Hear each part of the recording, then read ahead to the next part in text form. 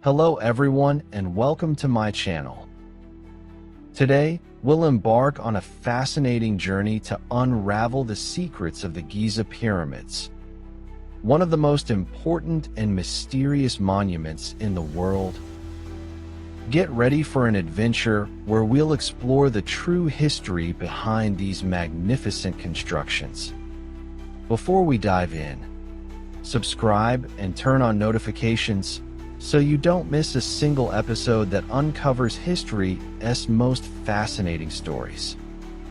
More than 4,600 years after their construction, the Giza Pyramids still stand, defying time and sparking an endless curiosity. Located on the Giza Plateau, just outside Cairo, these monumental structures were built during Egypt's Old Kingdom, mainly between 2580 and 2560 before Christ. Their primary purpose was to serve as tombs for the pharaohs Khufu, Cheops, Khafre, Chephren, and Menkaure, Mycerinus, reflecting their divine status and beliefs about the afterlife. Most people think there are only 3 pyramids at Giza, but in reality, there are 9. In addition to the 3 great pyramids for the pharaohs, there are 6 other smaller pyramids intended for the queens. 3 next to the pyramid of Khufu and 3 next to the pyramid of Menkaure, which often go unnoticed. The Great Pyramid of Giza, or the Pyramid of Khufu, is the only one of the 7 wonders of the ancient world that still stands. Its continued existence is a testament to the incredible engineering and vision of the ancient Egyptians. The Giza Pyramids were built mainly with limestone. Lower quality limestone was quarried from nearby sites on the Giza Plateau itself and was used for the core of the pyramids. For the exterior casing, higher quality limestone from the Tura quarries, near modern-day Cairo, was used. Red granite from Aswan, a strong and aesthetically pleasing stone, was transported more than 800 kilometers upriver for key architectural elements like passages and burial chambers. Other materials like basalt and alabaster were used for floors and decoration, and a mortar mixture, which was stronger than the blocks themselves in some cases, held the stones together. Contrary to popular belief and what has long been spread, the Giza Pyramids were not built by slaves. Archaeological evidence, including writings about work schedules and the skeletons of workers with food and drink vessels, suggests they were built by paid laborers. The construction required a sophisticated social and labor organization. It's estimated that between 20,000 and 40,000 paid workers participated in the construction of each pyramid, distributed into hierarchical teams with specialized supervisors. These workers received food rations and housing, which indicates a state that cared for their well-being to maintain an optimal workforce. The Diary of Merer, an ancient papyrus, offers a fascinating glimpse into the logistics and transportation of limestone blocks, confirming the existence of an organized workforce. One of the greatest mysteries remains how the ancient Egyptians managed to transport and place stone blocks that, at the base of the Pyramid of Khufu, could weigh up to 17 tons, and at the top, about 2 tons. Wooden sleds were used, which were slid over moistened ground, as seen in ancient depictions. Levers and scaffolding would also have been crucial for lifting and positioning the blocks. The choice of the Giza Plateau, rich in limestone, was strategic. To obtain a flat surface for the pyramid's base, it is believed that canals filled with water were used to level the ground, ensuring the base edges were perfectly traced. The Giza Pyramids are not randomly placed. They are perfectly aligned with each other and with the Orion constellation, There is an Orion correlation theory that suggests this alignment is not a coincidence, as the ancient Egyptians associated the stars of Orion with Osiris, the god who protected the deceased. Although some Egyptologists criticized this theory for its lack of adequate foundation, the precision in the alignment with the 4 cardinal points is undeniable.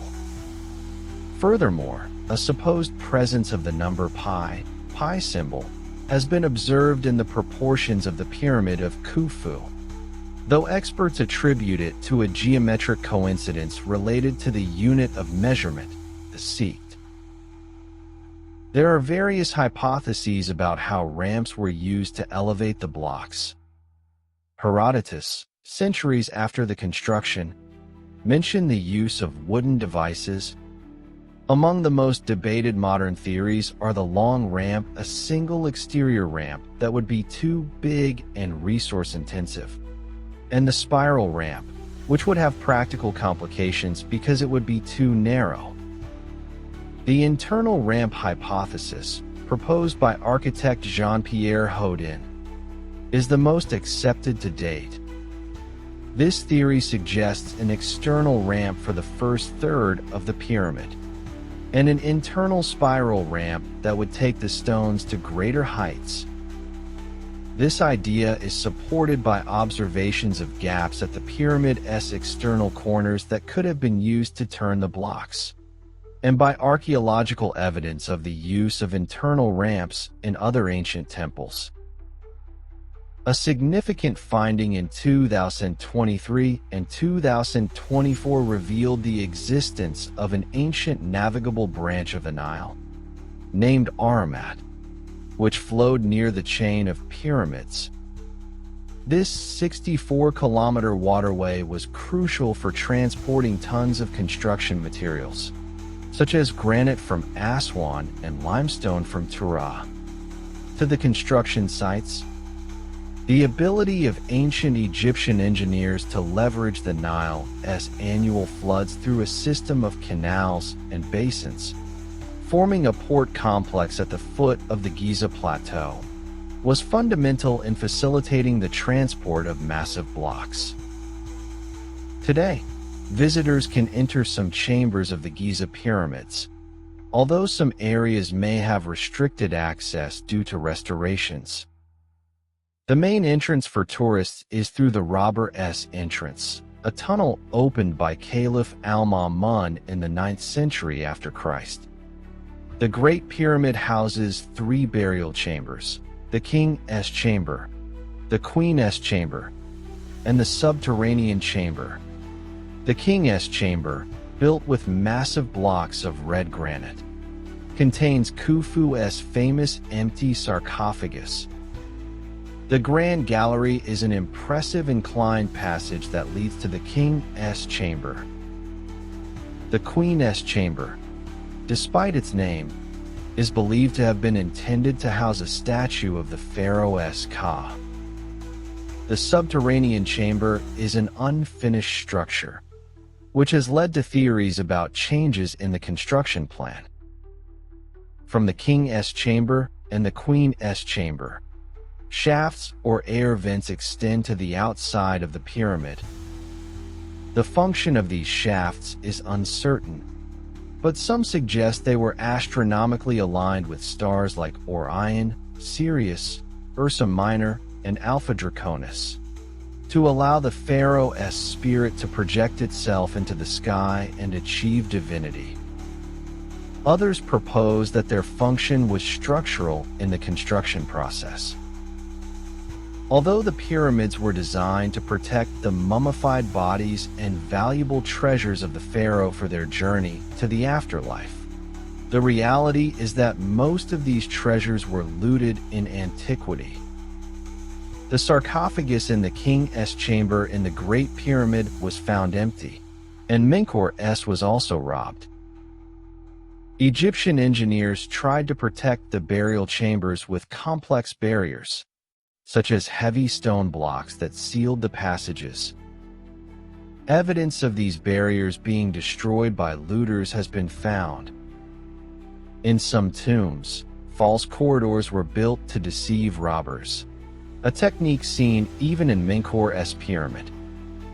The constant threat from tomb robbers led the pharaohs to reconsider the construction of pyramids. Ashraf Moa, the director of the Giza Pyramids, believes that the reason pharaohs stopped building these structures was precisely to seek safer locations. This led them to the Valley of the Kings, a remote limestone canyon, where they carved their tombs directly into the rock with hidden entrances, hoping to protect their bodies and treasures more effectively. This change marked the end of the era of pyramids as large tombs. The three pyramids of Giza are guarded by the imposing Great Sphinx, a monumental sculpture 20 meters high and 70 meters long. It is believed that this enormous statue, with a human head and a lioness body, may represent the pharaoh Khafre, as it is located directly in front of his pyramid and was carved from the bedrock during his reign. Throughout history, the Sphinx has been an object of fascination and myths. Contrary to popular legend, the Sphinx's nose was not destroyed by a projectile from Napoleon's troops. Written and graphic records prior to his visit already show it without a nose. Fragments of its beard, which were recovered, are on display at the British Museum. Much has been debated about the Sphinx's erosion, with theories suggesting that water erosion indicates a much older construction date, although Egyptologists maintain its creation in the 25th century before Christ. The Great Sphinx, along with the pyramids, has been a recurring theme in pseudo-Egyptology. Theories like that of the American visionary Edgar Cayce, who claimed that a hall of records from Atlantis is located under the statue, have been debunked by archaeology. Mark Lehner, a world authority on the Sphinx, initially a fervent supporter of these theories, abandoned them after extensive research and is now one of their main detractors. Archaeology continues to reveal the human ingenuity behind these structures, debunking mystical or extraterrestrial interventions. The construction of pyramids in Egypt did not begin with Giza. The first pyramid was the Djoser Step Pyramid at Saqqara, built around 2670 before Christ. Designed by the architect Imhotep, this revolutionary pyramid was the world's first monumental stone building. The evolution continued with Sneferu's pyramids at Dahshur, such as the bent pyramid, the first attempt at a smooth face with a variable slope, and the Red Pyramid, the first successful attempt at a smooth-faced pyramid. In addition to the pyramids of the pharaohs and queens at Giza, the complex includes many other flat-topped burial structures called mastabas, used to bury lesser relatives or officials of the kings. These mastabas were arranged along streets and avenues. The tombs of the workers who built the pyramids have also been discovered, which has provided valuable information about their lives and conditions. During the 5th dynasty, pyramids evolved to include hieroglyphic texts on their interiors, especially in the burial chambers. These pyramid texts were religious passages intended to help the pharaoh reach the sky and ensure his status in the afterlife. These texts are the oldest corpus of religious writings found in 11 pyramids in Saqqara, offering a deep insight into the spiritual beliefs of the builders. Modern technology has enabled new revelations about the pyramids. In 2017, Japanese and French scientists, using a technique called muon tomography, detected a great void directly above the Grand Gallery in the Pyramid of Khufu. Though inaccessible, this discovery promises new secrets about the construction. Recent research has also identified two unusual underground structures near the Giza Pyramids using ground-penetrating radar and electrical resistivity tomography, sparking great anticipation for future excavations.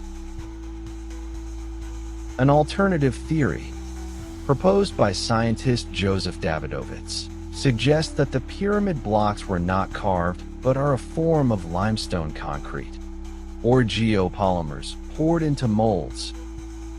This hypothesis is based on chemical analyses that supposedly show differences between the composition of the pyramid blocks and natural quarries, as well as the presence of air bubbles. However, most Egyptologists and archaeological studies have refuted this theory with evidence of individual blocks being quarried from nearby sites and evidence of carving with hand tools. Despite centuries of research and technological advances, the exact way in which the millions of stone blocks were transported and stacked to build the pyramids remains a great mystery. The phrase "man fears time, but time fears the pyramids" perfectly summarizes their resilience and the enigma that still surrounds them. The Giza Pyramids are an unwavering testament to the human capacity, ingenuity, and organization of a fascinating civilization. They remain a reminder that, even with rudimentary tools, our ancestors achieved monumental feats that still astonish us today. I hope this tour of the Giza Pyramids has allowed you to get to know them more deeply and appreciate their immense history and the challenges they represented. Don't forget to like this video and subscribe for more stories. See you next time.